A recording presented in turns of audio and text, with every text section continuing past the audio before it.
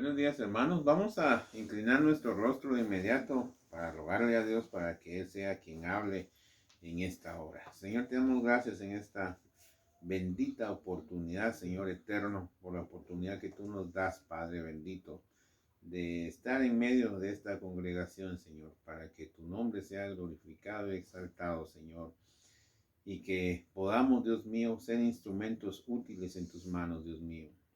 Quita todo pensamiento humano que quiera, Señor, intervenir en lo sagrado y lo bendito que es tu palabra, Señor.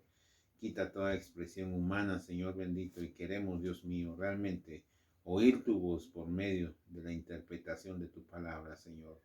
Manda tu Espíritu, Señor, que nos guíe a toda verdad, Señor, y que no podamos, Señor bendito, oír al hombre, Señor, sino realmente, Señor, sentir tu presencia por medio de tu palabra, Señor.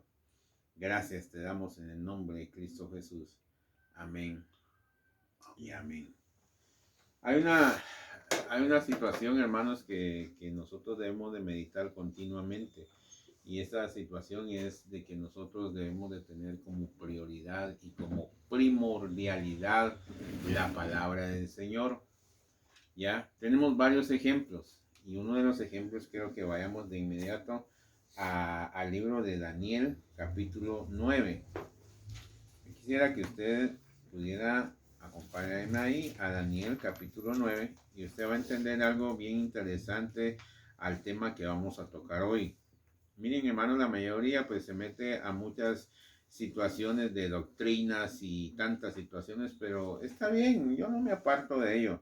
Pero también hay que entender que para entender la doctrina, que para entender a Dios, debemos de primero tener cuestiones, no cuestiones, sino que sentimientos que realmente agraden a Dios. Y esos sentimientos no son nuestros, sino que son puestos por Dios. Ya vamos a ir viendo eso más adelante. Pero mire ahí en el capítulo 9 y versículo 1 al 5. Dice, en el año primero de Darío, hijo de Asuero, de la nación de los Medos, que vino a ser rey sobre el reino de los Caldeos, en el año primero de su reinado, yo, Daniel, miré atentamente a los libros, el número de los años que habló Jehová al profeta Jeremías, que habían de cumplirse las desolaciones de Jerusalén en 70 años.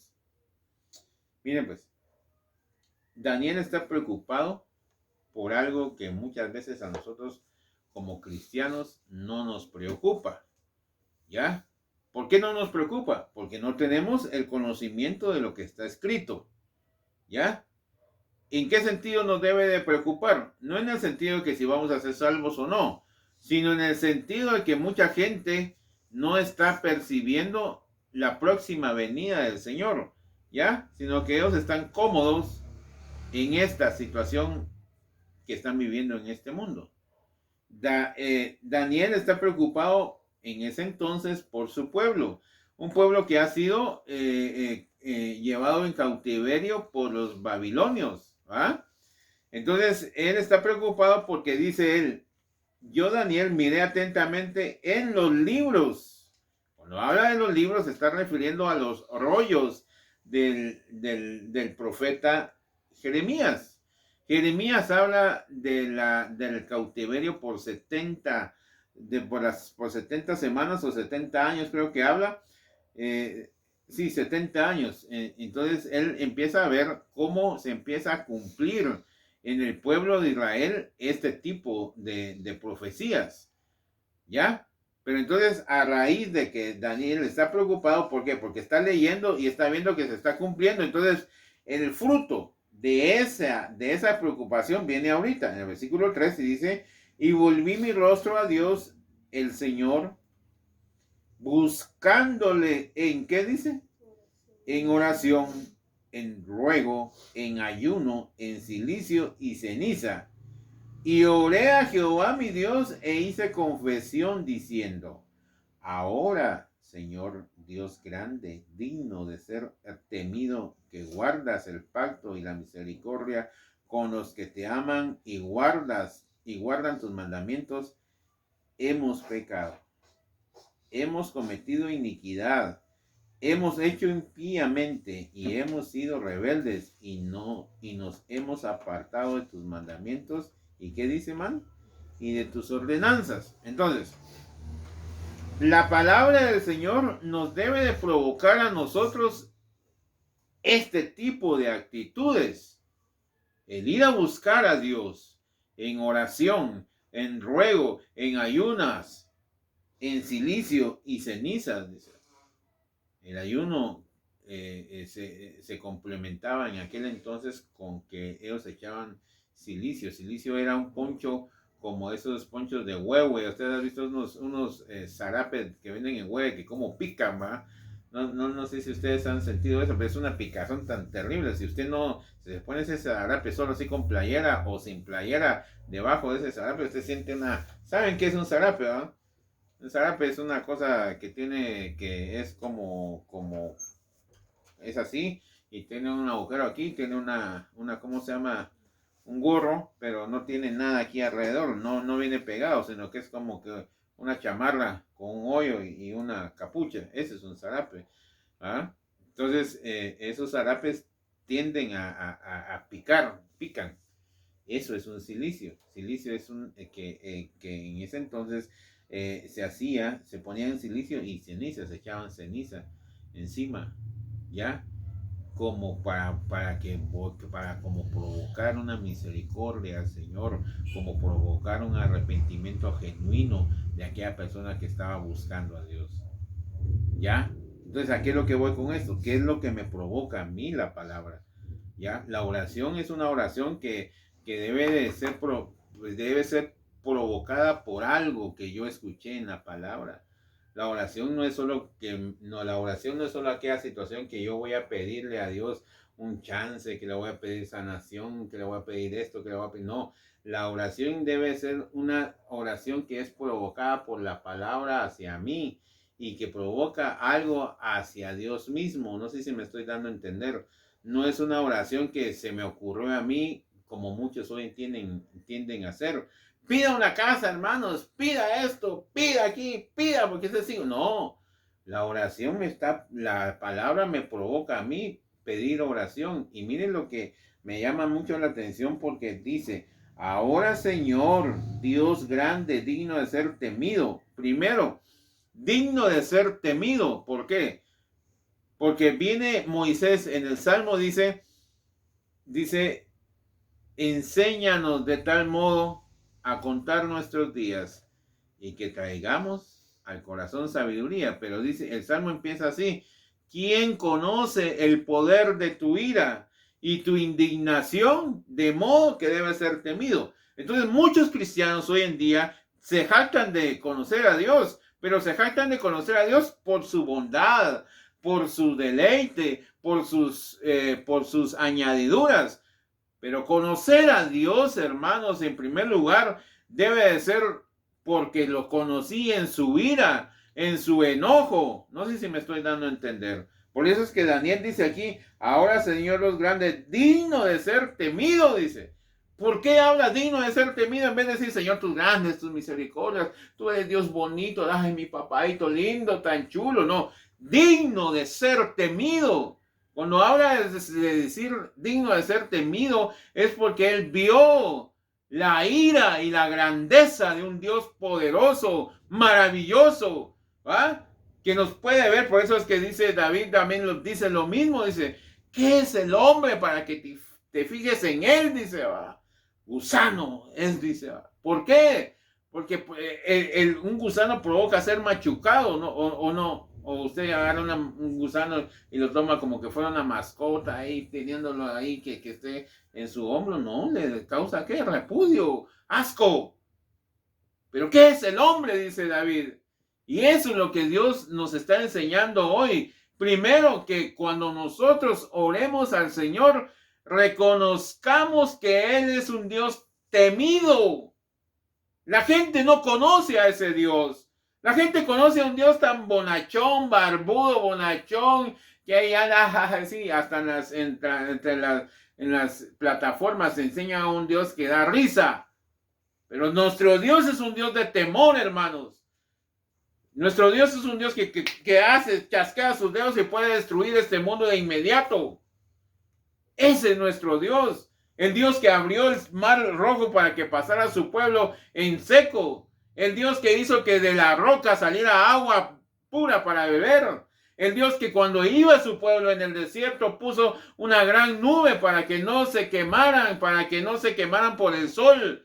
El Dios que puso una columna de fuego en la noche para que el frío no los abrazara y les diera una neumonía o algo provocado por el frío. Ese es nuestro Dios. Que a lo que dice la palabra, que Él llama a lo que no existe como que existiera, dice. Ese es nuestro Dios, un Dios poderoso, un Dios lleno de misericordia, sí, pero es un Dios también que tiene ira para contra aquellos que no están a favor de Él. Así es como uno se debe de acercar a Dios, creyendo que un Dios puede aplastarnos de inmediato, creyendo que es un Dios que es digno de ser glorificado, 3 veces santo, y nuestra impureza de nuestros pensamientos, nuestra impureza de nuestras actitudes pueden llegar a contaminar su presencia, hermanos. Ese es nuestro Dios. Un Dios que puede, dice Isaías dijo, soy hombre muerto porque he visto a Dios. Y él no estaba viendo a Dios, sino que estaba sintiendo su gloria. No sé si me estoy dando a entender. El reflejo de Dios. Sin embargo, él dijo, soy hombre muerto porque he visto a Dios. No sé si me estoy dando a entender, hermanos. Ese es nuestro Dios. Un Dios que tiene la capacidad, por eso es que dice en el Señor Jesucristo dijo en Mateo, dice esto. No teman al hombre, dice, que puede matar vuestro cuerpo. Temed a aquel, dice, que puede llevar vuestras almas al infierno, dice, y los puede condenar para siempre, dice. A este temed. ¿Y a quién se está refiriendo? A Dios, hermanos. ¿Ya? Entonces viene más adelante, entonces no me quiero extender mucho, hermanos. Entonces dice que guardas el pacto y la misericordia con los que te aman y guardan tus mandamientos. Hemos pecado, oiga bien la expresión. Primero se acerca y dice, hemos pecado, hemos cometido iniquidad, hemos hecho impíamente y hemos sido rebeldes y nos hemos apartado de tus mandamientos y de tus ordenanzas, dice. ¿Ya? Entonces, cuando uno se acerca a Dios, hermanos, por medio de lo que está escrito, la palabra nos enseña a reconocer que no merecemos el perdón de Dios, hermanos. Por eso es que David en el Salmo 119 dice, tus juicios son todos justos. Tus juicios son todos justos. ¿Por qué, hermanos? Porque nosotros somos malos. Y a pesar de los juicios que Él nos envía, nos manda su misericordia. Y estamos vivos. Merecíamos morir por nuestras actitudes. ¿Por qué? Porque éramos rebeldes, éramos impíos, cometimos iniquidades, no hemos guardado tus mandamientos. No sé si me estoy dando a entender. Por eso es que esas palabras que dicen, hasta libros se escriben, ¿por qué yo? ¿Por qué a mí? Cuando realmente nosotros debemos de entender que nos hemos equivocado y que las consecuencias de esa equivocación han traído juicio a nuestras vidas. Por eso es que en el libro de Hebreos dice que Dios, al que toma como hijo, ¿qué dice? Castiga. ¿A quién? A quien toma como hijo, castiga. Ese castigo se le llama juicio. ¿Ya? Por eso dice que tus juicios son todos justos. ¿Por qué? Porque yo he cometido rebeldías, porque he cometido impíamente, he pecado. Y las consecuencias de eso no va a ser una estrellita en la frente, hermanos, sino que la consecuencia de eso es porque Dios viene y actúa. ¿Y empieza ¿qué? A hacer juicios en nuestras vidas. Pero miren lo que dice más adelante. A mí me llama mucho la atención de esto, porque viene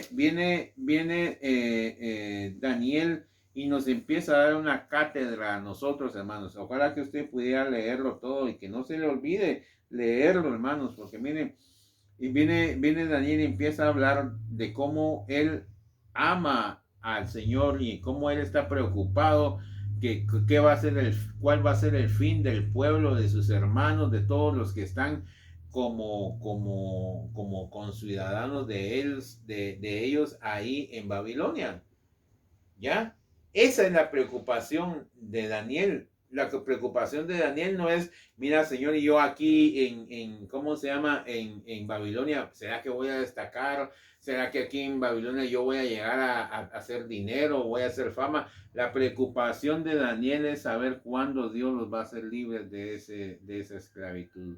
Cuándo Dios les va a dar de nuevo aquella libertad de llegar al monte a cantar y a cantar sus salmos, a aceptar las oraciones y estar ya en su pueblo como nación.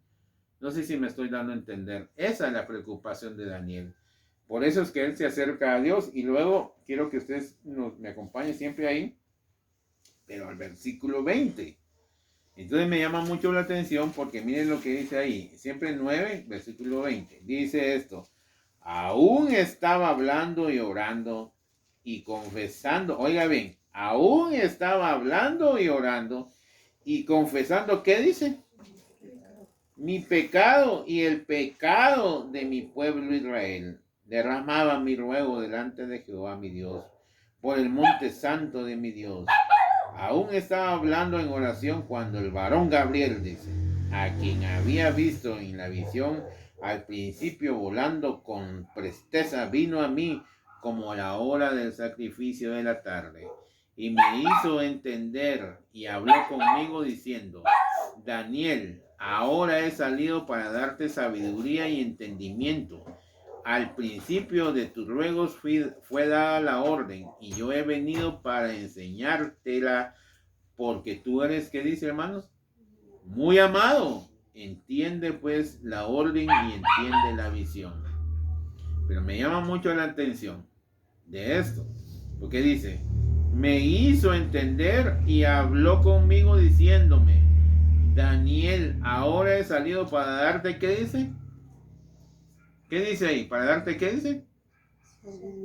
Sabiduría y entendimiento. Entonces, este versículo derrota totalmente esa doctrina de que Dios está interesado en nosotros de hacernos millonarios. Dios está interesado en nosotros en hacernos hombres de éxito en este mundo. Dios está interesado en que nosotros representemos en el Congreso, representemos como presidentes políticamente hablando. No, Dios dice que bajó el ángel Gabriel y le dijo a Daniel, ¿qué le dijo a Daniel? Que había salido para darle sabiduría y entendimiento. Y ustedes saben muy bien que el principio de la sabiduría, ¿qué dice? Es el temor a Jehová. Entonces, Daniel, y empieza a hablar digno de ser temido, dice en el versículo 4. Digno de ser temido. Ya Daniel ya tenía un principio de ¿qué? De sabiduría, hermanos. Entonces viene y dice en la hora del sacrificio. La hora del sacrificio dice que es tipo 3 de la tarde. La hora nona que le llaman la hora del Señor. ¿Ya? Ya sea que sea tipo 3 de la tarde o 3 de la mañana. ¿Ya? Entonces viene Dios y por medio de su palabra, o sea, miren, la oración debe ser provocada por medio de la palabra.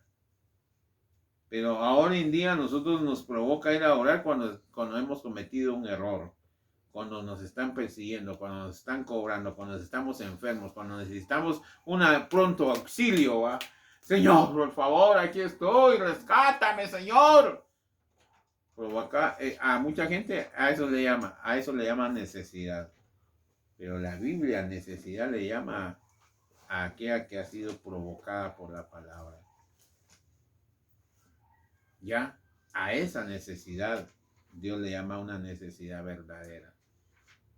¿Por qué? Porque entonces, ¿por qué es una necesidad verdadera? Porque nosotros estamos preocupados que este mundo cada día se entrega más al engaño y a las tinieblas y está desechando a la luz que es Cristo.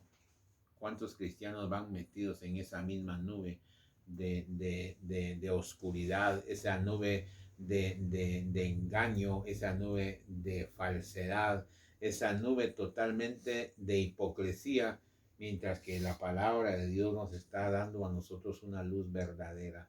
Esa es nuestra preocupación. ¿Y sabe por qué? Porque el Señor Jesucristo lo dijo también y lo dijo de esta forma. Vosotros, dice, si Él, dice el Señor, si Él tiene cuidado de las aves, de las flores del campo y de la naturaleza, ¿cuánto más no tendrán cuidado de vosotros y de vuestras necesidades? ¿O no lo dice así? Entonces, si yo me preocupo por las necesidades del Señor, Él se va a preocupar por nuestras necesidades. No sé si me estoy dando a entender. Esa es una promesa del Señor, no mía, es una promesa del Señor. Por eso es que la palabra lleva a Daniel hacia una necesidad de ver cuál va a ser el resultado de la palabra. ¿Ya? Por eso es que yo le vuelvo a insistir. ¿Cuántas veces nosotros no leemos la Biblia y no nos provoca eso, sino más bien nos da sueño? Nos desesperamos y nos dejamos la Biblia ahí y nos vamos. Y nos interesan más las cosas que son físicas. ¿Ya? Y después ahí estamos, Señor, por favor, ayúdame, Señor. Ay, Dios. Tus juicios son todos justos. ¿Ya? Si yo estoy enfermo es porque definitivamente algo provocó Dios en mi vida para que yo le busque. Pero la mayoría no lo ve así. La mayoría dice, ¿por qué yo, Señor? Ahora, ¿por qué a mí? ¿Por qué esto? ¿Por qué aquí? Como quien dice, culpando a Dios de injusto, de ser un Dios totalmente irracional. Ya, la palabra a nosotros nos debe de llevar a eso precisamente, hermanos, a esa búsqueda de la sabiduría de Dios, a esa necesidad de entender cada día más a Dios. Y cada vez que yo entiendo más a Dios, entonces más miro yo mi debilidad y mi ineptitud. Ya, mi ineptitud, ¿de qué, hermanos? De no poder hacer nada, hermanos. Nada. Por eso es que la palabra de Dios, la vez pasada leía, nos dice que, que usted no le puede decir a un caballo blanco que se ponga negro, ni un caballo negro que se ponga blanco, porque no tenemos nada de autoridad sobre nada, hermanos. Véalo usted mira, tal vez usted estuvo alrededor de alguien que se estuviera muriendo, y tal vez era un ser querido, usted no pudo hacer nada por él. ¡Nada! Ni siquiera decir, Señor, ayúdalo, sánalo. No se puede. Usted no puede hacer nada. Nosotros aquí estamos como instrumentos. Digo instrumentos, ¿por qué? Porque estamos oyendo su palabra y en su momento Dios nos puede utilizar. Pero la gente que no tiene a Dios son entes. Entes movidas por espíritus diabólicos. ¿Para qué, hermanos? Para afrentar a Dios. ¿Ya? Para volver a Dios como para poner a Dios como nuestro enemigo, hermanos. Ya, el mundo está lleno de gente, de entes, no son gente con su propio pensamiento, que él diga, ay no, yo pienso esto, no, hermanos, son espíritus que se posesionan en cada persona. Pero usted y yo tenemos a Dios y nosotros no somos entes, sino que somos instrumentos por Dios, hermanos, como lo está haciendo aquí Daniel, un instrumento que está él ahí apto para orar, para reconocer su pecado. ¿Y quién era Daniel, hermanos? Daniel era un hombre puro, un hombre santo también, hermanos, que no se quiso contaminar de la comida que le daban a Nabucodonosor. Él no quiso contaminarse de eso, comió hierbas, dice. Comieron hierbas. Ustedes saben la historia de Daniel. Estuvo metido en el león, en el pozo de los leones, dice. ¿Pero por qué? Por lo mismo. Porque la gente le tenía envidia. Porque él nunca, dice que tocaban trompeta, tenían que voltearse a adorar una estatua, una imagen. Y él dice que nunca lo hizo. Y la gente que lo rodeaba lo fue a acusar con el rey. Y el rey lo tuvo que meter al foso de los leones. Y allá estaba él orándole al Señor, suplicándole al Señor. Dice que los leones ni se le acercaron. El otro día dice que llegó este mismo rey Darío y le dijo, Daniel le gritó, Daniel, Jehová tu Dios te pudo rescatar de los leones. Sí, rey, no tengas pena, aquí estoy vivo. Y el rey dice que se puso muy contento, lo sacó y a los que lo acusaron, dice, los tiró al foso de los leones, dice, ni habían llegado hasta el tope del foso y ya los leones los habían devorado. Hay que leer la Biblia, hermanos, para entender de quién es Daniel. Hay que leer la Biblia para entender quién es Dios. Hay que leer la Biblia para entender qué necesita Dios de nosotros. Y quizá sabe que usted qué es lo que Dios necesita de nosotros. Hay una palabra que es tan simple y sencilla. Creerle. Es lo único. Tan difícil, ¿va? Creerle. Y ni sabe por qué nosotros no le creemos a Dios. Porque sentimos que nosotros somos superiores a Él. Tenemos todavía esa contaminación que Eva la recibió y se la transmitió a Adán. Con que Dios les ha dicho que al comer este fruto morirán, sabe Dios que al comer este fruto serán, ¿qué dijo? ¿Qué dijo? No sé si están ustedes, ¿ah? ¿Qué? Como Dios. Serán como Dios, serán igual a Él. Entonces, ¿qué le hizo ver el diablo a Eva y a Adán? Que Dios era un envidioso. Entonces, ese es el problema del creerle a Dios, porque nosotros todavía nos sentimos igual a Él. Inconscientemente, usted no lo está diciendo, pero inconscientemente eso quiere dar a entender. Que usted se siente igual a Él. Entonces, yo puedo, yo tengo todavía todavía no he quemado los últimos cartuchos, dice mucha gente. Pero aquí no es para que usted queme los últimos cartuchos, hermanos. Aquí está para que usted venga a entregar su independencia y se vuelva dependiente de Él. Juan 15 dice, sin mí nada podéis hacer. Nadie puede llevar buen fruto si no lo hace por medio de mí, dijo el Señor Jesucristo. ¿Ya? Todo pámpano que se desprende de la vid se seca y muere. Y al ser secado es llevado ¿a dónde? Al fuego. Separados de mí nada podéis hacer. Y eso es lo que está manifestándonos aquí Daniel, hermanos. Dice, me llama mucho la atención porque dice, eres bien amado, dice. Eres bien amado, hermanos. Miren, ¿y cómo nosotros vamos a ser amados por Dios? Dígame ¿cómo vamos a ser nosotros amados por Dios si solo pensando en nuestros beneficios? Señor, yo no tengo trabajo, Señor. Yo no tengo esto, Señor. Yo quiero mi carro, Señor. Yo quiero eso. ¿Y cómo? ¿Cómo vamos a provocar amor de Dios a nuestras vidas, hermanos? Si no estamos preocupados por las almas que se están yendo al infierno sin conocer la verdad, hermanos. Ya. Por eso le digo, mire, nuestra preocupación no debe de ser de qué es lo que yo necesito, sino que nuestra preocupación es qué debo yo de hacer para que se cumpla su palabra en mi vida. Por eso es que el mismo Daniel dijo, no lo hagas por nosotros, dijo Daniel, sino lo hazlo por tu nombre, para que tu nombre sea glorificado, para que tu nombre sea exaltado. No sé si me estoy dando a entender. Ahí en Números capítulo 14 dice esto. Moisés se pone delante de Dios y le dice, Señor, ¿qué va a decir la gente que tú los sacaste de Egipto y los pasaste por el desierto y les diste protección y le diste esto, le diste tantas cosas y ahora vengas y los quieras matar aquí?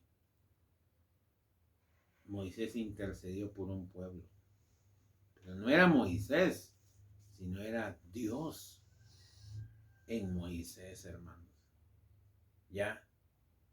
¿Y cuál fue el reclamo de Dios? Veámoslo así rapidito, ahí en Números capítulo 14. Y con eso voy a terminar, hermanos. ¿Cuál fue el reclamo entonces de ¿cómo se llama? De Dios. Juan 14, perdón, números 14 es, ¿verdad? 14:10. Miren lo que a mí me llama la atención. ¿Cuál fue el reclamo que Dios le hizo al pueblo? Y llegó un momento en que lo desesperó. Pero dice, entonces toda la multitud habló de apedrearlos. Ya está hablando en relación a Moisés. Pero la gloria de Jehová se mostró en el tabernáculo de reunión a todos los hijos de Israel. Y Jehová dijo a Moisés, ¿hasta cuándo me han de irritar este pueblo? ¿Hasta cuándo no me creerán con todas las señales que he hecho en medio de ellos? Oiga bien, ese fue uno de los reclamos que le hizo Dios al pueblo. ¿Hasta cuándo? Dice. ¿Hasta cuándo no me creerán con todas las señales que he hecho en medio de ellos? Yo los heriré de mortandad y los destruiré. Y a ti te pondré sobre gente más grande y más fuerte que ellos. Pero Moisés respondió a Jehová, lo oirán luego los egipcios, porque de en medio de ellos lo sacaste a este pueblo con tu poder. Y lo dirán a los habitantes de esta tierra, los cuales han oído que tú, oh Jehová, estabas en medio de este pueblo, que cara a cara aparecías tú, oh Jehová, y que tu nube estaba sobre ellos, y que de día ibas delante de ellos en columna de nube, y de noche en columna de fuego, que has hecho morir a este pueblo como a un solo hombre. Y las gentes que hubieran oído tu fama hablarán diciendo, por cuanto no pudo Jehová meter a este pueblo en la tierra de la cual había jurado, los mató en el desierto. Ahora pues yo te ruego que seas magnificado el poder del Señor como lo hablaste, diciendo, Jehová tardó para la ira y grande en misericordia, que perdona la iniquidad y la rebelión, aún que en ningún modo tendrá por inocente al culpable, que visita la maldad de los padres sobre los hijos hasta los terceros y hasta los terceros y hasta los cuartos. Perdona ahora la iniquidad de este pueblo según la grandeza de tu misericordia, como los has perdonado a este pueblo, como has perdonado a este pueblo desde Egipto hasta aquí, dice.